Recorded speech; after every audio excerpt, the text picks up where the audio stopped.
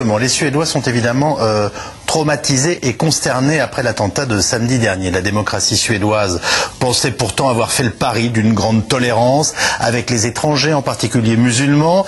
Ils ne sont que 250 000 sur 9 millions d'habitants, mais les rapports, vous le savez, se sont tendus et 20 députés d'extrême droite sont entrés au Parlement suédois en septembre dernier. Comme les Pays-Bas hier, les Suédois aujourd'hui se demandent s'ils n'ont pas été trop tolérants, notamment vis-à-vis de l'islam radical. Reportage sur place de Laurent Hirsch et Stéphane Morel.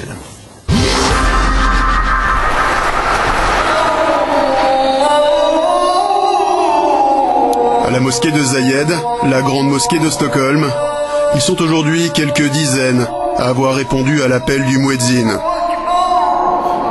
Il est 11h50, l'heure de la deuxième des 5 prières du jour. L'occasion également d'une sortie scolaire pour un groupe de collégiens assis au fond de la mosquée. Une scène plutôt banale en Suède, un pays réputé pour sa tolérance et son ouverture. Alors ici, forcément, les fidèles musulmans prennent leur distance avec l'attentat islamiste de ce week-end. Bien sûr, nous sommes contre, à 110%. Et nous sommes très tristes que cela soit arrivé ici. Nous avons vécu au Danemark pendant 7 ans, en Finlande pendant quelques années aussi. Tout le monde a toujours été gentil. Il n'y a aucune raison pour qu'une telle chose se produise. Que ce soit l'islam, le christianisme ou le judaïsme, je ne connais pas de religion qui donne le droit de tuer. Celui qui a fait ça, à mes yeux, ce n'est pas un musulman. Avec sa politique d'asile généreuse, la Suède s'est profondément transformée en une génération. Sur 9 millions d'habitants, 250 000 sont musulmans. Cette banlieue de Stockholm abrite de nombreux migrants d'origine somalienne, turque ou érythréenne.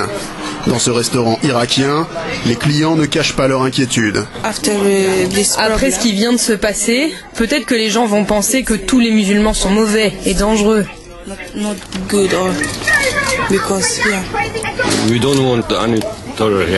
on ne veut pas de problème ici. Quand on est arrivé ici, on a trouvé un pays en paix. Ici, c'est la liberté. On ne veut pas de guerre. C'est pas bon pour l'avenir. Pas de très bon augure, enfin tout dépend pour qui. À 28 ans, Erik Almqvist est député. Depuis les dernières élections législatives en septembre dernier, il a fait son entrée au Parlement en compagnie de 19 autres membres des démocrates de Suède, un parti d'extrême droite ouvertement xénophobe. Face à l'islam, il ne fait pas dans la dentelle. Je ne crois pas que les principes fondateurs de l'islam soient modérés. À mon sens, vous pouvez trouver des musulmans, pour ainsi dire, raisonnables, dans des pays comme la Yougoslavie, car ils sont imprégnés de nos valeurs européennes. Ce n'est évidemment pas le cas de la majorité des musulmans au Moyen-Orient. Pour l'extrême droite, la tentation est grande de récupérer l'attentat islamiste de Stockholm. Face à ce risque, le Premier ministre de centre-droit a appelé les Suédois à ne pas réagir dans l'émotion, mais avec raison. Pas sûr qu'ils soient entendus. Je ne comprends pas. Ils devraient plutôt nous remercier. Remercier la Suède qui les aide beaucoup.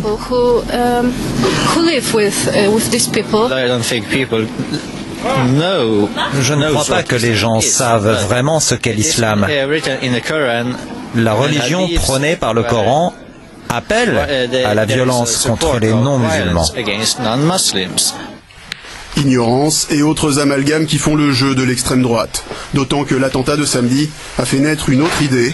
Ne serait-ce pas le prix à payer face à une politique migratoire trop laxiste?